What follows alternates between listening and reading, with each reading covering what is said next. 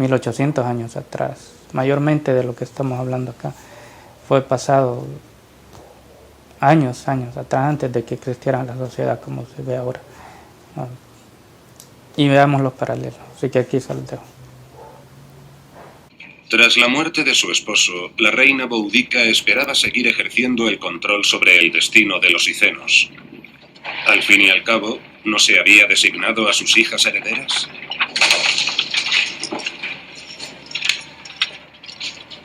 Esto va contra la ley. La ley es Roma. Salid de mi casa.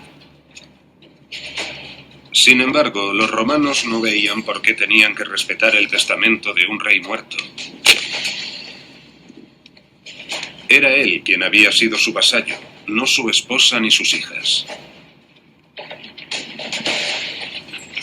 Hoy en día sigue siendo un misterio qué llevó al procónsul romano a actuar de esa forma. Solo sabemos que sus actos tuvieron consecuencias de gran alcance.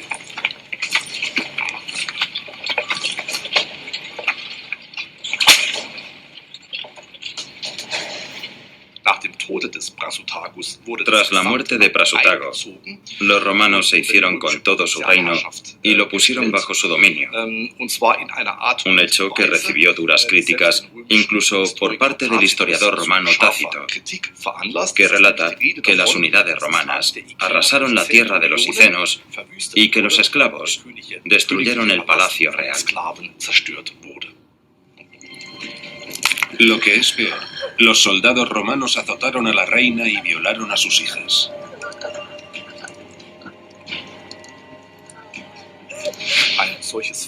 Un acto de esta naturaleza contravenía el concepto romano de ley moderada y justa.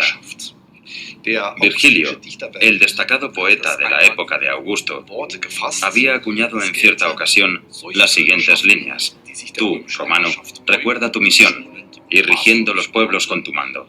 Estas serán tus artes: imponer leyes de paz, conceder tu favor a los humildes y abatir combatiendo a los soberbios.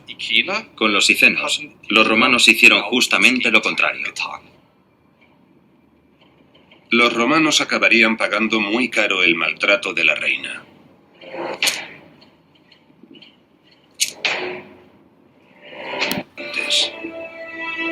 Por todo el Imperio Romano, el culto a la personalidad casi divina del emperador era una parte integral de la vida diaria. Pero en Britania impulsó la resistencia, una circunstancia que benefició a los cicenos.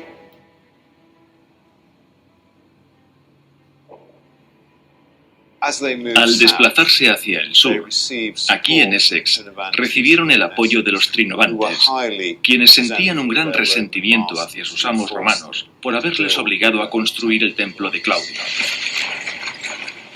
Acabó afectando a un amplio territorio de la provincia. Tácito escribe: todas las tribus que recordaban su libertad anterior participaron en el levantamiento. Los romanos debían hacer frente a una avalancha cada vez mayor. Había dejado de ser una mera escaramuza regional, dado el creciente número de tribus implicadas.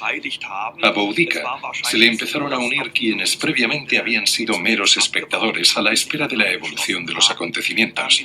Esto ya no era uno de los pequeños levantamientos locales que solían producirse en determinadas partes del Imperio Romano. El nuevo procónsul de Britania, Cayo Suetonio Paulino, había asumido el cargo en el año 58, decidido a sofocar esta última bolsa de resistencia celta y pacificar la provincia de una vez por todas. Entre sus principales objetivos estaban los druidas. En pocas palabras, los druidas eran los sacerdotes que custodiaban la religión celta. Su deber era llevar a cabo ritos y rituales, pero es probable que también participaran activamente en la impartición de justicia y que por tanto fueran responsables de mantener y perpetuar las normas culturales. Indicaban cómo dirigirse a los dioses, la forma adecuada de realizar ofrendas, las oraciones y los cánticos adecuados para cada ocasión. Cabe imaginar que todo esto era ámbito de los druidas. Invencible. Sus legionarios no tenían miedo a combatir. pero sí a los rituales celtas y a los hombres que los llevaban a cabo, los druidas.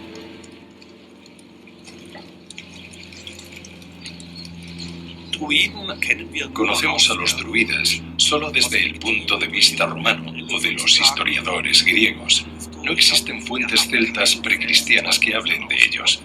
Ni siquiera en términos arqueológicos existe algo realmente sustancial que podamos atribuir a los druidas con una certeza razonable.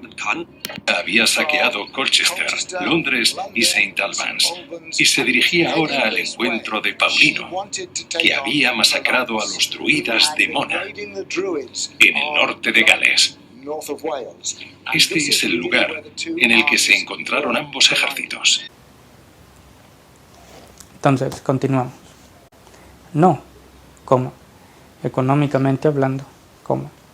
La libertad tiene un elemento exhaustivo proporcionado directamente por los efectos emisores de su propio crecimiento. Hago una novena citación, ya vamos a leerla. Coma. Los individuos tradicionales que se encuentran en los mismos márgenes del imperio tras su expansión nunca fueron los imperialistas, sino los griegos, los primeros cristianos, como las tribus alemanas y británicos, y hoy en la historia los pueblos nativos de América. La visión marxista del capitalismo se podría, la novena citación dice, la visión marxista del capitalismo que podría resonar con el capitalismo planta la misma semilla de su desaparición. Entonces, resuena algo de esto del marxismo y yo se los hago claro acá, que puede haber una resonancia, pero no necesario, porque exhaustar algo no necesariamente quiere decir que se destruye, simplemente se detiene. Así como toda la gente comprando un producto, se acaba el producto y hasta que hagan más de ese producto se va a llenar de regreso la tienda y la gente va a poder comprar. Entonces, en este caso me refiero, todos participando en esto económicamente, se le ve más el valor a la moneda física que al producto inherente y la labor que se toma para hacer ese producto. Estamos hablando de valorar el trabajo de las personas. Pero en este caso también me refiero a ese balance de que también hay otros productos, hay otras cosas que ver, así como en la literatura, también hay otras cosas. Afortunadamente no se promueve tanto la literatura porque tenemos las computadoras. Entonces se satura el mercado para vender computadoras. Claro, la gente que hace las computadoras celulares, ellos ganan, pero la otra persona tal vez gana una cuchillada o un balazo porque le arrebatan el producto por el que otra compañía está ganando dinero. Es bastante triste esa realidad. Pero nos enfocamos con el pensamiento y cómo es que llegamos a ese mundo. Entonces los griegos tienen una solución para eso, porque ya les mencioné que ellos dicen, este es el fin del párrafo 62. Y ellos tienen dos maneras de explicar, tienen una manera de explicar lo que ahora vemos, lo que distingue a una persona que no es griego, que no sigue ideales, como los griegos, como lo antiguo griego, y lo que ellos se referían a los bárbaros. Y les voy a poner, esto viene exactamente de lo que, una de las cosas, de las analogías que decía Platón, Sócrates mejor dicho, hace una línea y ellos diferencian entre diferentes maneras de conocer. Y si han escuchado una palabra que se llama epistemología, quiere decir maneras de conocer, formas de conocer, cómo diferentes sociedades conocen, pero generalmente tiene que ver con la idea de Dios, lo más básico que las sociedades tenían, otro ser más allá. Entonces los griegos observaban diferentes travesías que el pensamiento pasa hacia el conocimiento, y en las apariencias acá tenemos las opiniones, que es lo que se le llama doxa, a lo que ellos se referían doxa, y las imágenes. Ellos decían las imágenes son doxa, es una opinión de algo, y eso quiere decir eikasia. Luego tenemos pistis, que tiene que ver con las creencias, creer algo, los objetos. Luego tenemos las formas. Recordemos que tenemos formas y apariencias, bueno, apariencias y formas. Y son 4 categorías: D, C, B y A. En las formas, episteme, tenemos a noesis, que tiene que ver con ideas filosóficas de pensamiento dialéctico, eidos, las formas, y tenemos dianola. Dianola es ideas informales, son ideas inteligentes, de razón, pero tiene que ver con ser informal, de manera informalmente.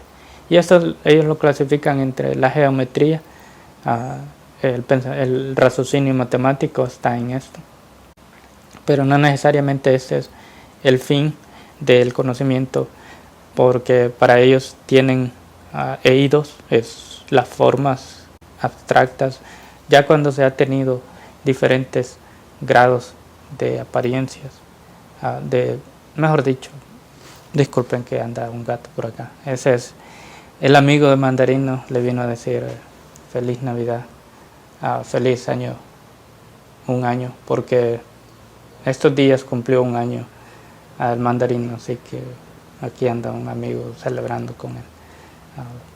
Así que